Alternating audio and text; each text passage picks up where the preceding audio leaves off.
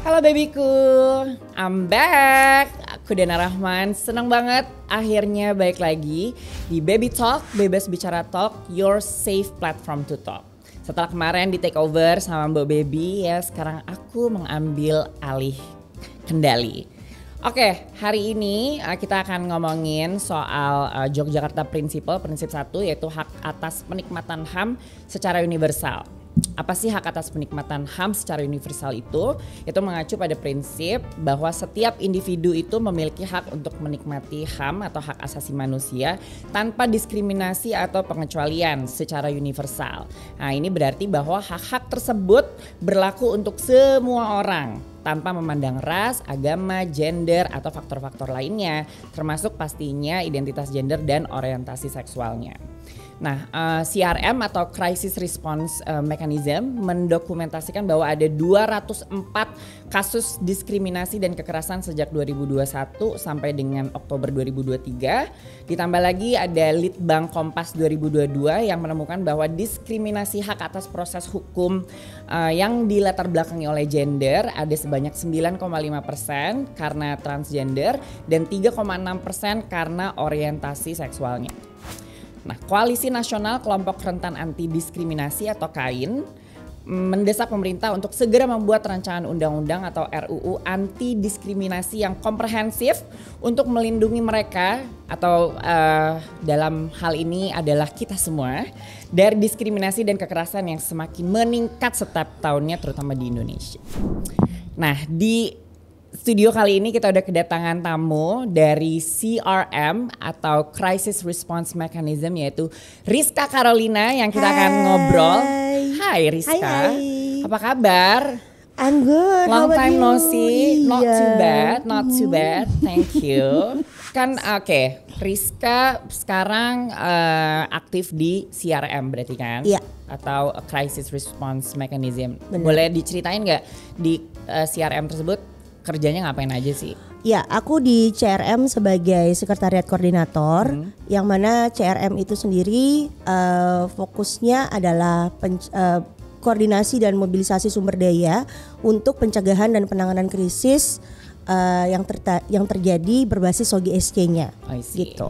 Terus oke, ini kan kita lagi ngomongin tadi ada Yogyakarta Principle, prinsip 1 hak untuk menikmati HAM secara universal gitu. Betul. kan. Buat aku menarik karena kalau kita ngomongin konteks di Indonesia tuh ngomongin HAM apalagi apa ya? Pertama banyak banget orang yang berasumsi bahwa kalau ngomongin HAM itu pasti bawaan dari luar negeri gitu kan. Padahal again kita di sini kan ngomongin bahwa ini tuh secara universal. Jadi konteksnya nggak cuma 1-2 daerah tapi adalah semuanya. Konteksnya nggak cuma masalah agama, ras atau etnis atau suku bangsa tapi juga semuanya gitu kan, semua orang. Nah, gimana cara CRM khususnya untuk di konteks Indonesia itu nanganin kasus-kasus spesifik kayak gini? Nah, itu sebenarnya juga alasan kenapa CRM ada sebenarnya. Karena kita melihat di 2018 inisiasi untuk melindungi pembela HAM misalnya yang bekerja untuk isu HAM gitu ya, untuk penikmatan HAM, untuk menghormati HAM dan mendapatkan ancaman misalnya, itu sudah ada inisiasinya. Tapi untuk individu berbasis SOGI untuk keragaman gender dan seksualitas itu masih sedikit.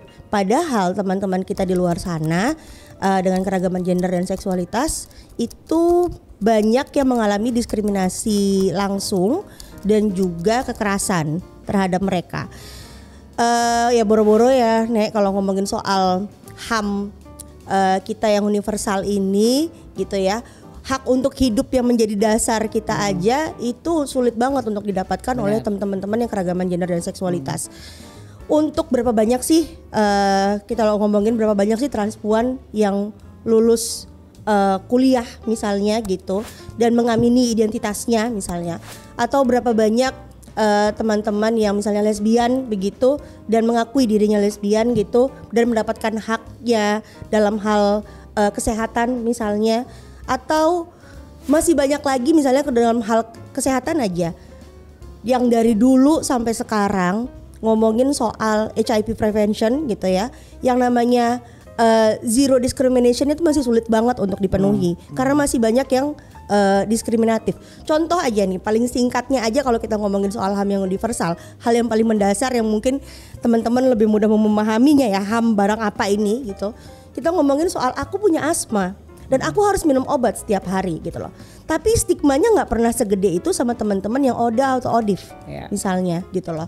Apalagi kalau dia bagian dari teman-teman ragam gender dan seksualitas misalnya, itu akan lebih kena lagi gitu HAM-nya gitu. Nah sebenarnya yang aku datang ke sini juga adalah selain untuk memperkenalkan CRM dan juga bagaimana CRM itu di sini ada untuk memberi. Kenapa CRM ada ya, karena nggak ada perlindungan dari negara gitu loh. Makanya diskriminasi secara nyata gitu loh. Malahan nggak usah dilindungi deh, diakui aja memang ada gitu tuh nggak ada sama sekali gitu loh. Bahkan yang muncul malah lebih banyaknya itu perda-perda diskriminatif. Kalau kita lihat di 2021 lalu Komnas Perempuan pernah mengeluarkan ada 421 perda diskriminatif terhadap perempuan dan 45 diantaranya yang mana itu juga dari penelitian Arus Pelangi. Yang penelitian Arus Pelangi yang mana itu ditarik oleh negara, oleh Perpusnas BTW. FYI ya, itu juga boleh dikasih tahu aja tuh dan viralkan loh. Ditarik gitu ya, karena itu penelitian real padahal benar. Tapi harusnya kan namanya penelitian, namanya buku, harusnya dikontra dengan buku juga ya gitu kan, dengan pemikiran juga. Malah ini ditarik oleh Perpusnas. Nah yang menjadi pikiranku adalah 45 perda diskriminatif itu langsung menyasar kepada kelompok rentan yang di sini adalah dengan orientasi seksual dan identitas gender yang berbeda. Itu apa ya, suatu polemik sebenarnya di negara ini, boro-boro untuk dilindungi gitu loh, dianggap ada aja, kita enggak gitu loh. Dan malah dianggap sebagai yang tadi kita ngomongin di sebelum di sini, dianggap sebagai penyimpangan. Berarti kan tidak hanya secara legal diakui, tidak hanya secara legal itu dianggap ada, tapi juga secara budaya, secara kemasyarakatan kita itu padahal orangnya ada, tapi dianggap nggak ada. Benar. Gitu loh. Secara budaya aja dihempas gitu loh, masyarakat kelas 2 gitu loh. Itu erasure buat aku. Sorry, aku potong tadi. Kita ngomong sebentar soalnya to be honest, sebenarnya secara konstitusi kan udah maksudnya bukan ya, kita punya gitu kan. Jadi sebenarnya kita tuh emang udah dijamin sebagai warga negara Indonesia untuk punya jaminan hidup dengan merdeka gitu kan.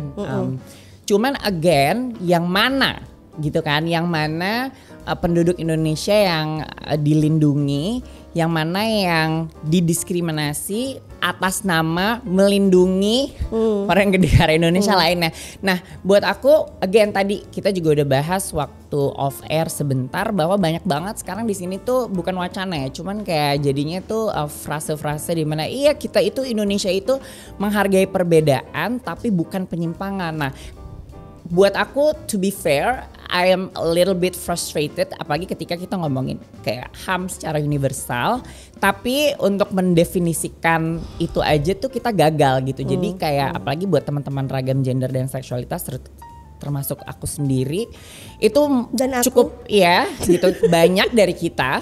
Jadi tuh kayak what's next gitu. Jadi kayak basically it's good.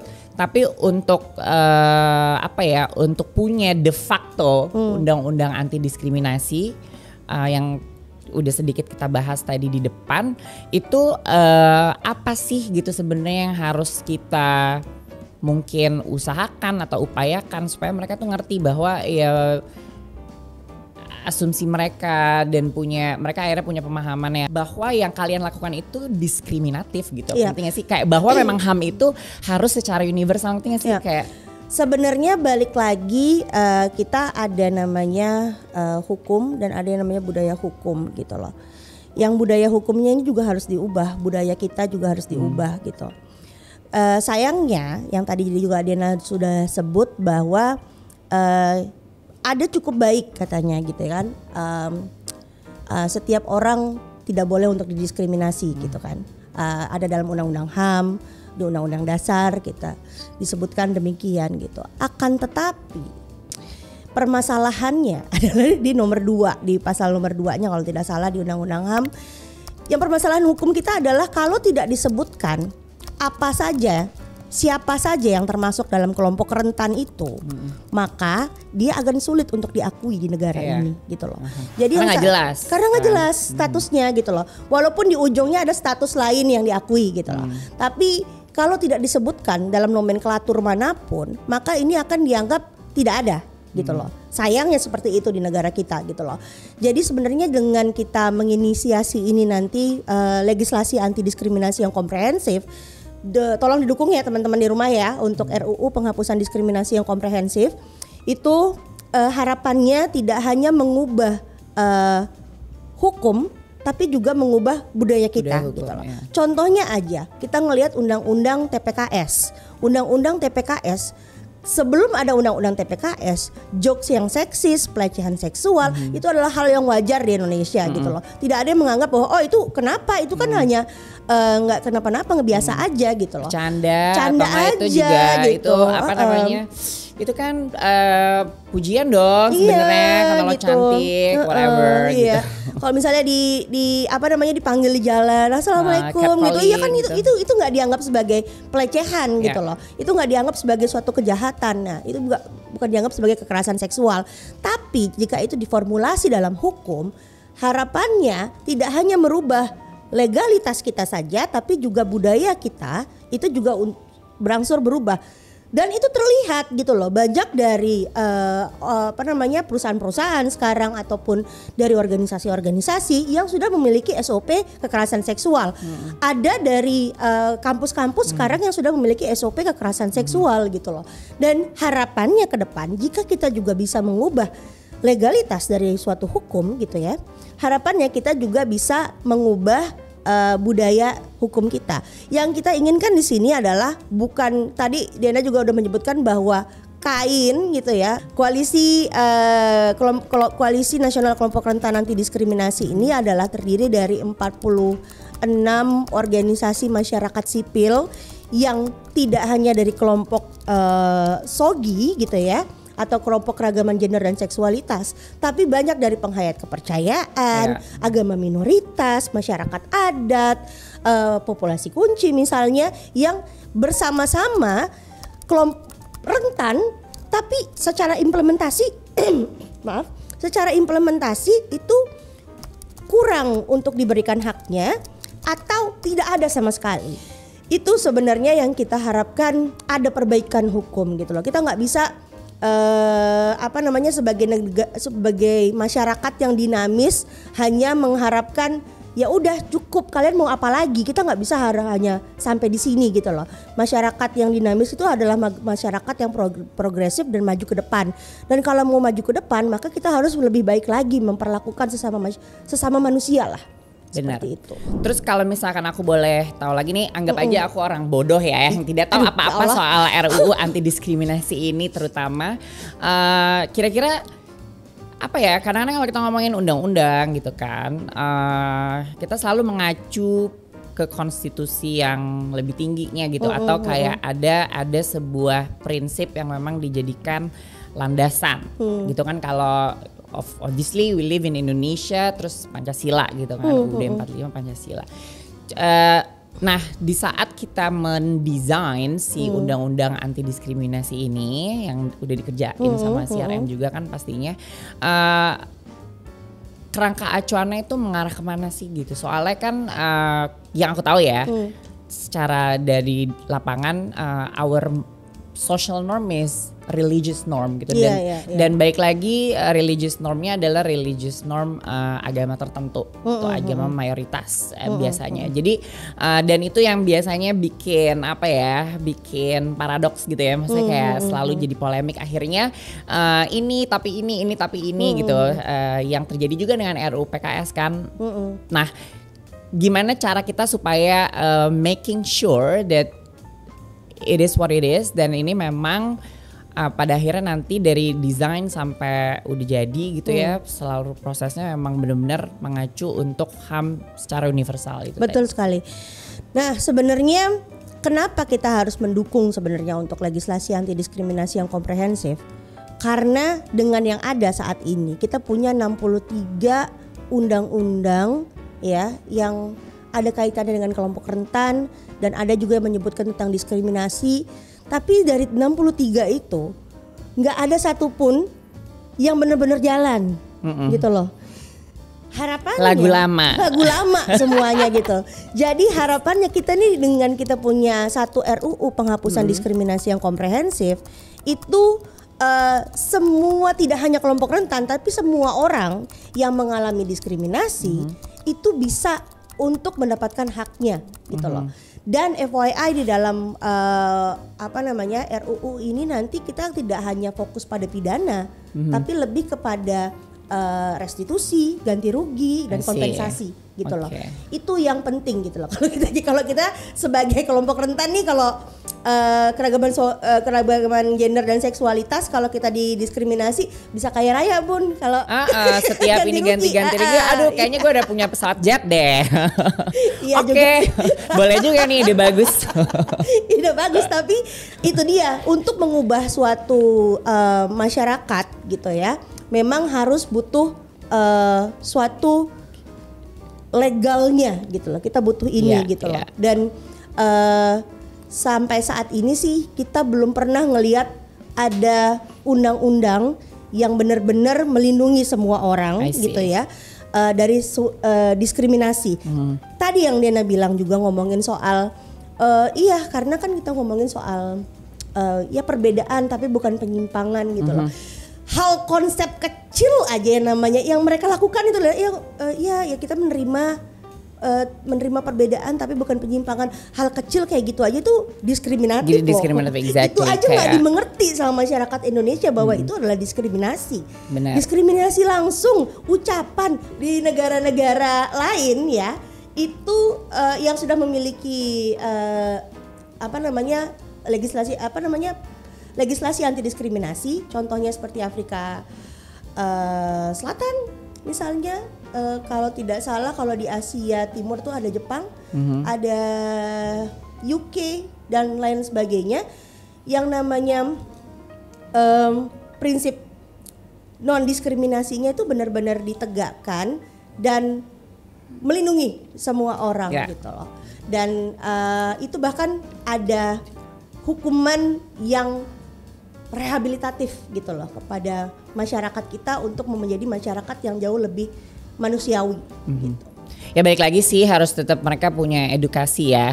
Karena percuma kalau misalkan nanti juga udah ada undang-undang anti diskriminasi tapi mereka juga tidak diedukasi untuk membedakan perbedaan dan penyimpangan aja deh gitu kan. Itu akan diskriminatif anyway. Oke. Dan kalau ngomongin HAM secara universal, anti diskriminasi untuk semua, berarti kan ini yang terlibat nggak cuma 1-2 kelompok aja kan? Betul. Berarti memang ini kerja kolektif bareng-bareng ya. Kalau boleh tahu udah ada siapa aja sekarang?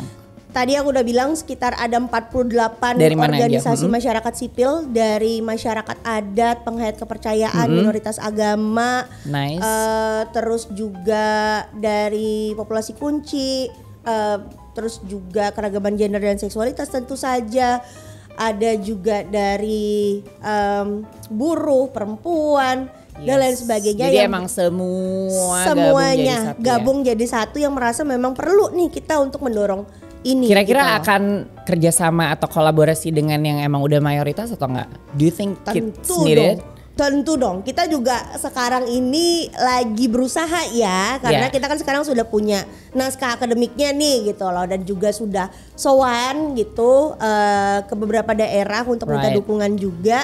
Tapi yang paling penting juga kita di sekarang ini adalah arahnya, jalurnya kita mau ke pemerintah atau lewat parlemen atau lewat DPR gitu loh.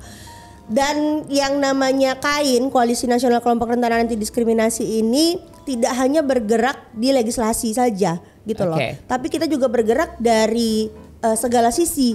Dari pendekatan pemerintah, RPJMN misalnya, standar norma dan peraturan di Komnas HAM misalnya dan lain sebagainya. Kita semua dekati mana aja, karena goal besarnya adalah Indonesia tanpa diskriminasi. Benar, keren banget.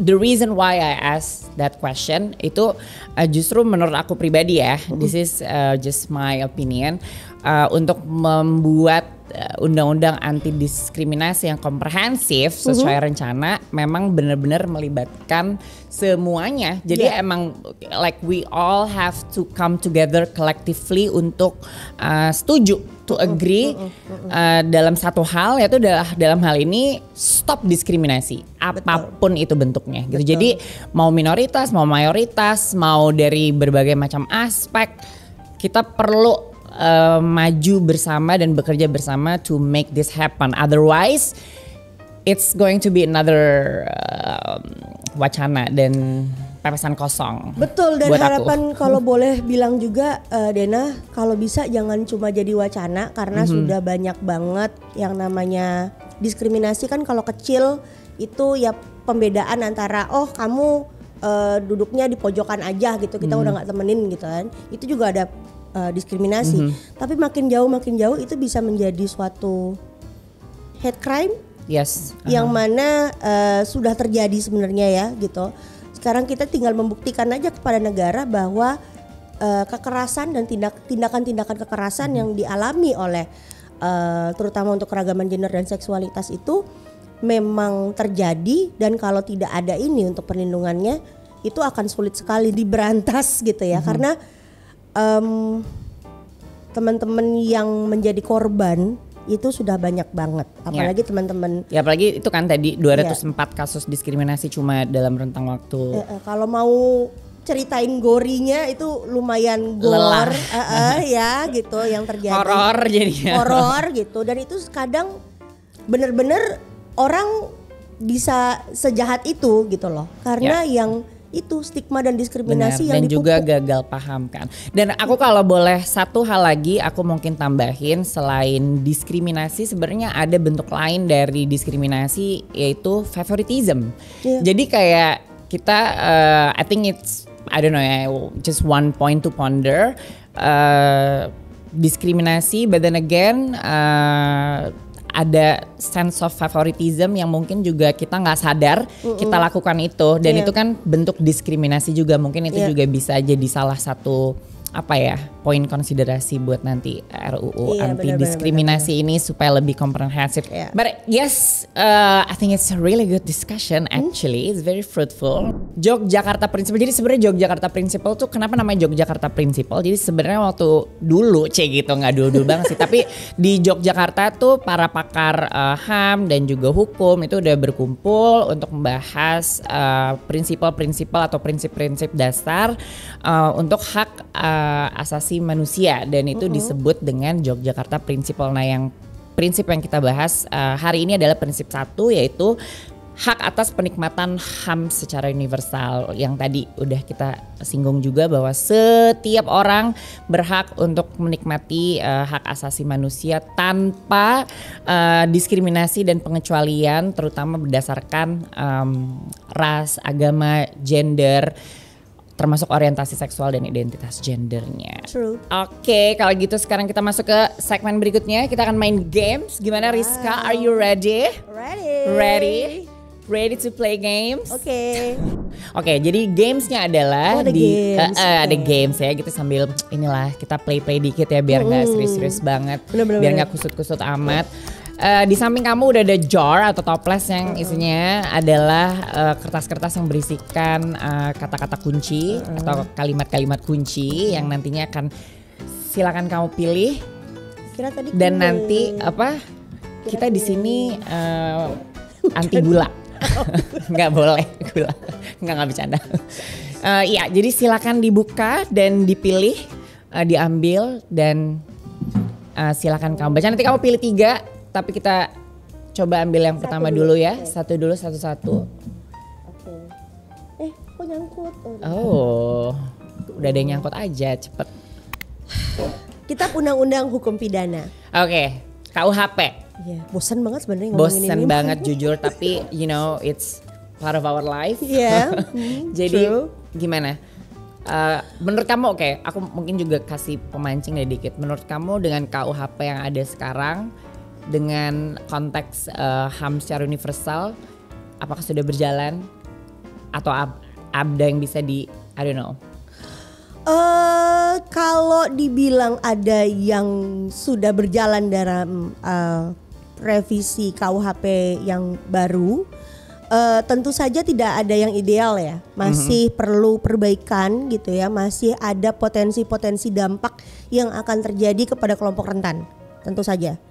Itu aja kali dari gitu KUHP. Aja. Itu banyak banget sebenarnya potensi dampak yang berdampak buruk nantinya kepada kelompok rentan. Oke, tapi kalau kaitannya sama si RUU anti diskriminasi ini nantinya gimana?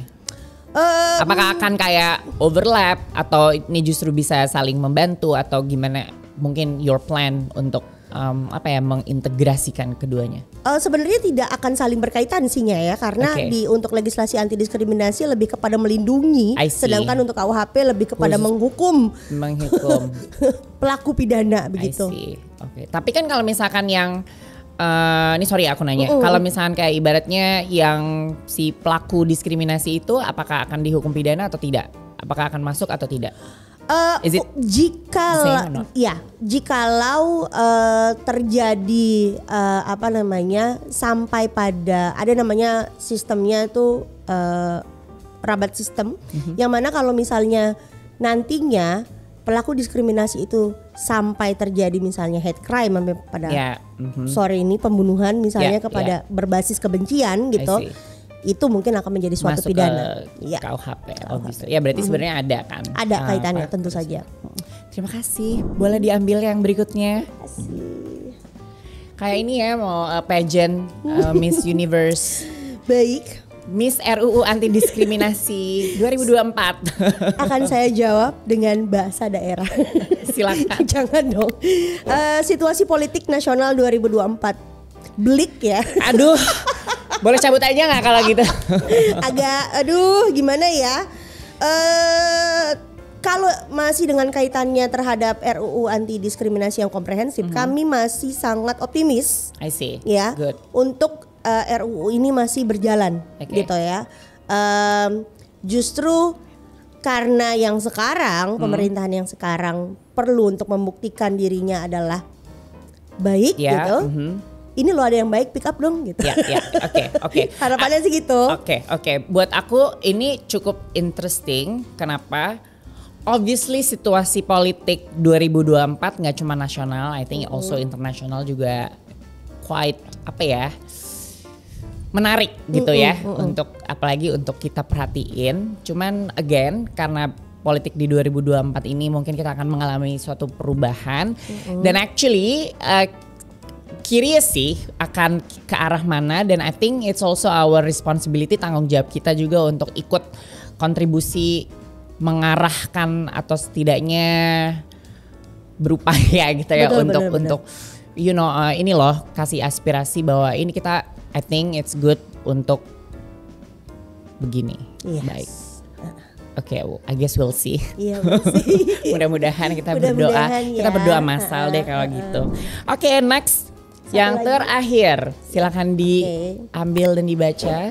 Koalisi Nasional Kelompok Rentan Anti Diskriminasi atau KAIN. Oke, jadi CRM ini berarti kan part of KAIN ya, yang menggagas si RUU anti diskriminasi ini.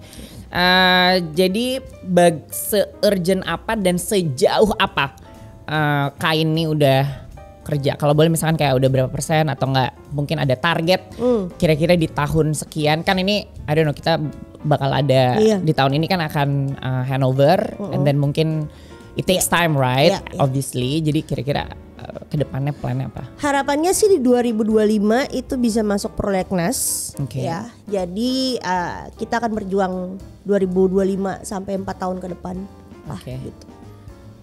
Duh maaf ya aku kemarin gak jadi nyalek soalnya, jadi aku belum bisa dari. Kenapa Dena? Sudah pasti kami akan memilihmu. Karena aku tidak ada di sini kebetulan. Tapi iya sih, kalau 4 tahun lagi kamu memang ini, coba deh Dena. Kita lihat ya, mungkin kalau aku masih single boleh. Kalau enggak mohon maaf mungkin. Oke, dengan selesainya tadi kata kunci ketiga itu berakhir sudah gamesnya. Tapi games ini selain fun juga buat aku sangat-sangat enriching gitu. Karena ternyata yang aku juga tadi at first aku pikir bahwa hak untuk menikmati HAM secara universal gitu, kayak oh my god it's so universal gitu, apa yang bisa kita bahas. Tapi actually it is really important, ternyata emang penting banget. Dan dengan kerjanya si RM dan Kain terutama untuk menggagas RUU anti diskriminasi ini memang penting banget dan it's actually real. Maksudnya ini nyata dan programnya sudah ada di depan mata. Jadi mungkin I don't know, ada yang mau kamu sampaikan, harapan atau pesan buat teman-teman babyku yang nonton di sini? Jadi mohon bantuannya ya babyku, ini untuk kebaikan kita semua bersama gitu, untuk menciptakan masyarakat Indonesia yang jauh dari kata diskriminasi menjadi Indonesia tanpa diskriminasi. Jadi kita punya sign sebenarnya ya, bersama melawan diskriminasi gitu, sign language-nya. Amin, amin. Teman-teman disabilitas juga bagian dari Kain, lupa disebut tadi. Great. Thank you Rizka udah mau datang ke studio Baby Talk. Aku nih to be honest, this is my first time having mic kayak gini, karena formatnya jadi podcast, jadi buat aku juga masih agak-agak wow gitu, something new. Tapi thank you so much udah datang ke sini. Aku personally very happy and I'm sure yang nonton juga very happy dan juga akan dapat banyak hal yang udah tadi kita omongin, udah tadi kita discuss. Dan kalau buat aku sih mungkin simple aja sih dengan adanya gagasan dari Kain dan CRM untuk pembentukan RUU anti diskriminasi ini benar. Mudah-mudahan kedepannya Indonesia punya zero discrimination. It's something that is very dreamy kalau boleh bilang. Tapi at least kita harus selalu mengupayakannya. Betul Siapapun sekali. Kalian, I think diskriminasi adalah tidak baik. Ya, apapun yang kalian percaya, kita mesti percaya bahwa diskriminasi itu tidak baik dan harus dihapuskan. Oke, thank you so much Rizka dan aku Dena Rahman. Pamit dulu. Sampai jumpa di Baby Talk selanjutnya. Bye bye.